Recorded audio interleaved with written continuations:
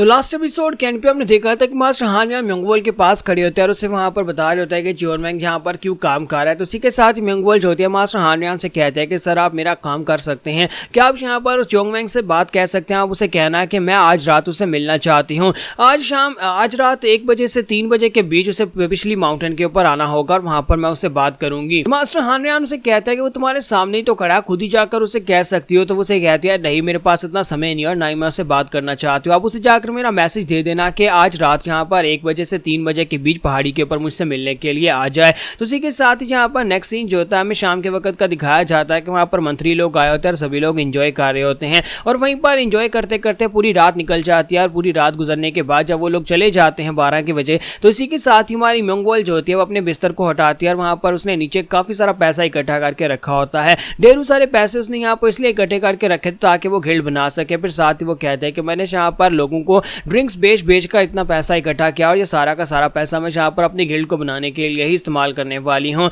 इतने सारे पैसे का मैं यहाँ पर क्या करूँगी, जब मैं यहाँ पर मेरा गिल्ड तैयार हो जाएगा तो फिर मुझे और बहुत सारा पैसा मिलेगा, लेकिन मुझे यहाँ पर अपने भाई की मदद बिल्कुल भी नहीं चाहिए। मैं उसे यहाँ पर से पैसे दूंगी और भगा दूंगी और कहूंगी कि जाओ जाकर कहीं और अपनी जिंदगी गुजारे। तो इसी के साथ ही पैसों का एक थैला निकालती है और अपने साथ कुछ गार्ड्स को लेकर कहती है कि चलो आओ हमें माउंटेन के ऊपर चलना है और उन सभी को अपने साथ लेकर माउंटेन के नीचे उन्हें कहती है कि यहीं पर रुक जाओ, तुम में से कोई ऊपर नहीं आएगा। तो मास्टर बो से कहता है क्या तुम अकेले वहां पर ऊपर जाना चाहती हो, अंधेरा काफी है और एरिया काफी खतरनाक हो सकता है। तो म्योंगवॉल उनसे कहते हैं कोई बात नहीं, आपका बहुत बहुत शुक्रिया, यहीं पर रुके, मैं माउंटेन के ऊपर जाकर किसी से मिलने वाली हूँ। तो माउंटेन क्लिफ के ऊपर जाकर खड़ी हो जाती है। इसी के साथ ही वहां जियोन वैंग वहां पर पहुंच जाता है। तो जियोन वैंग जब वहां पर आता है तो उसे कहते हैं कि तुम तो यहाँ पर टाइम से पहले पहुंच आए हो, चलो ये रख लो। और इसी के साथ ही वहां पर पैसों का थैला उसके सामने फेंकती है और कहती है कि ये सारे पैसे तुम्हारे लिए हैं, तुमने यहाँ पर जो कुछ भी काम किया है हमारे लिए, जो मजदूरी की उसका, और साथ में यहाँ पर आगे तुम्हारी लाइफ गुजारने के लिए इसमें काफी सारे पैसे हैं, इतने पैसे हैं कि तुम यहाँ पर से ये पैसे ले जाकर कहीं पर अपना घर खरीद कर रह सकते हो। आप दोबारा यहाँ पर मुझे दिखाई मत देना, मैं तुम्हें देखना भी नहीं चाहती, मैं तुम्हें देखकर बिल्कुल भी खुश नहीं होती, इसी वजह से मैं नहीं चाहती कि तुम यहाँ पर रहो। तुम्हें देखने के बाद मुझे यहाँ पर अपने बचपन की वो सारी की सारी पुरानी मेमोरीज याद आ जाती है कि तुम्हारे गायब हो जाने के बाद, फादर के मरने के बाद मैं किस दर्द से गुजरी हूँ, मेरे साथ क्या क्या हुआ है, किसने मेरे साथ क्या क्या किया। इसी वजह से अब दोबारा कभी मेरे सामने मत आना, मैं तुम्हें देखना भी नहीं चाहती। मुझे इस सब में कोई भी इंटरेस्ट नहीं है कि तुम यहाँ पर किस हालत में रहे, तुम कहाँ पर थे और तुम्हारे साथ क्या क्या हुआ, मैं ये सब कुछ नहीं जानना चाहती। बस यहाँ पर अपनी खुशी के लिए ये पैसे उठाओ और जाकर अपनी जिंदगी गुजारो, जैसे भी तुम अपनी जिंदगी गुजारना चाहते हो। मैं अपनी जिंदगी में खुश हूँ और मुझे यहाँ पर अपनी जिंदगी गुजारने दो जिस तरह से मैं गुजारना चाहती हूँ। तुम्हारा जियोन वैंग जो होता है उसके पास आकर खड़ा हो जाता है। तुम्हारी म्योंगवॉल उसे कहती है क्या हो गया, क्या तुम्हें लगता है ये पैसे कम है। जैसे वो पीछे की तरफ घूमकर उसकी तरफ देखते हैं, इसी के साथ ही वो चिल्लाकर कहती है कौन हो तुम जियोन वैंग नहीं हो। तो वो जियोन वैंग नहीं होता बल्कि वो असैसिन होता है जिसने अपने चेहरे के ऊपर मास्क लगा रखा होता है। तो जैसे हमारी म्योंगवॉल वहां से भागने की कोशिश करती है तो बेग जी इसी के साथ ही अपने पास से वो थ्रेड्स निकालता है और थ्रेड्स के साथ वहां पर उसे बांध लेता है ताकि वो उसे पकड़ सके, और साथ ही अपने पास से नाइफ निकालता है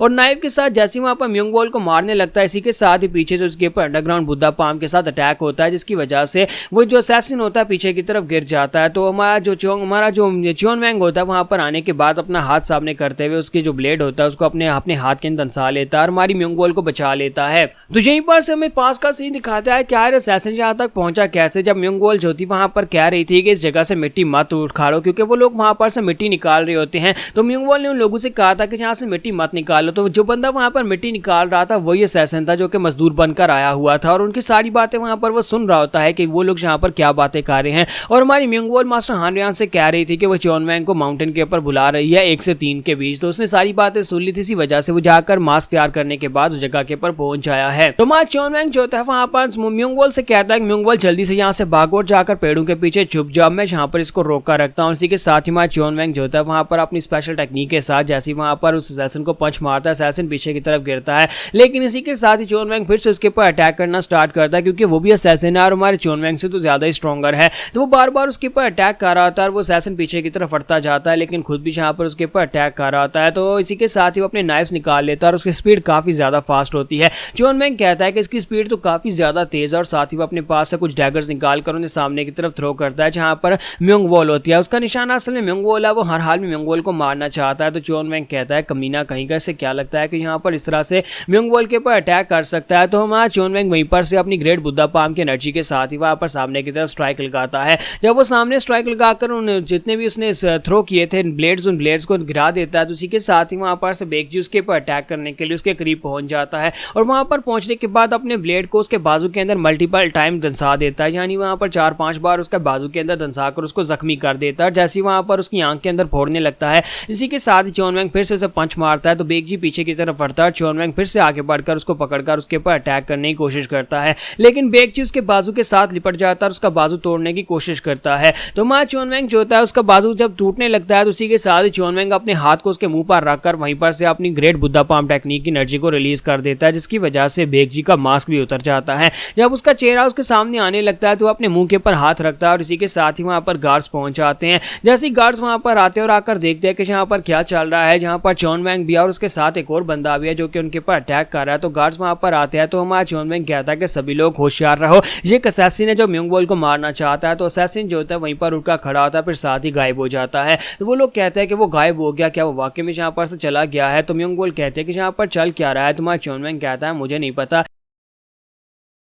और उसके बाद वो वहां पर चॉन वैंग की पट्टी वगैरह करते हैं क्योंकि वो बुरी तरह जख्मी था। तो मास्टर बू कहते हैं कि लगता है कि ये एक असैसिन है। चॉन वैंग कहता है लेकिन एक असैसिन यहाँ पर क्यों आया होगा और वो किसको मारने के लिए आया है? तो मास्टर बू कहते हैं कि मुझे ये तो नहीं पता कि असैसिन क्यों है, लेकिन इस असैसिन को किसी ना किसी ने तो पैसे दिए हैं म्योंगबोल को मारने के लिए। लगता है कि म्योंगबोल को मरा हुआ देखना चाहते हैं, इसी वजह से उन लोगों ने यहाँ पर असैसिन को हायर किया है। और मुझे लगता है कि आज के बाद से ये और भी ज्यादा खतरनाक हो जाएगा क्योंकि असैसिन जो होते हैं अपने मिशन को पूरा करने के लिए वापस जरूर आते हैं। वो लोग इतनी आसानी से अपने मिशन को छोड़ते नहीं और लेडी म्योंगबोल तुम्हें यहाँ पर कुछ दिनों के लिए अंदर ही रहना पड़ेगा, तुम बाहर नहीं निकल सकती। तो मास्टर बू से कहते हैं लेकिन तुम यहाँ पर क्या करने के लिए आई थी? तो वो उसे कहते हैं कुछ भी नहीं, चलो जल्दी से वापस चलते हैं, मुझे लगता है कि जल्दी वापस चलना चाहिए। तो म्योंगबोल काफी ज्यादा घबराई हुई होती है और उसके हाथ कांप रहे होते हैं। तो मां चॉन वैंग उसकी तरफ देखता है और उसके बाद चॉन वैंग उनके साथ साथ ही वहां पर वापस की तरफ चल पड़ता है। जब लोग वापस जा रहे होते हैं तो इसी के साथ ही म्योंगबोल का पांव एक पत्थर के साथ टकराता है, बेचारी गिरने लगती है। मां चॉन वैंग उसे सहारा देता है और कहता है क्या तुम ठीक हो? तो वो कहते हैं दूर रहो मुझसे, मैं बिल्कुल ठीक हूँ, तुम्हें यहाँ पर मेरे लिए सब कुछ करने की जरूरत नहीं है, ना ही मेरे पीछे आने की जरूरत है। मैं तुम्हें पहले भी कह चुकी हूँ कि मेरी नजर में तुम्हारी कोई वैल्यू नहीं है, ना ही मैं तुम्हें अपना भाई मानती हूँ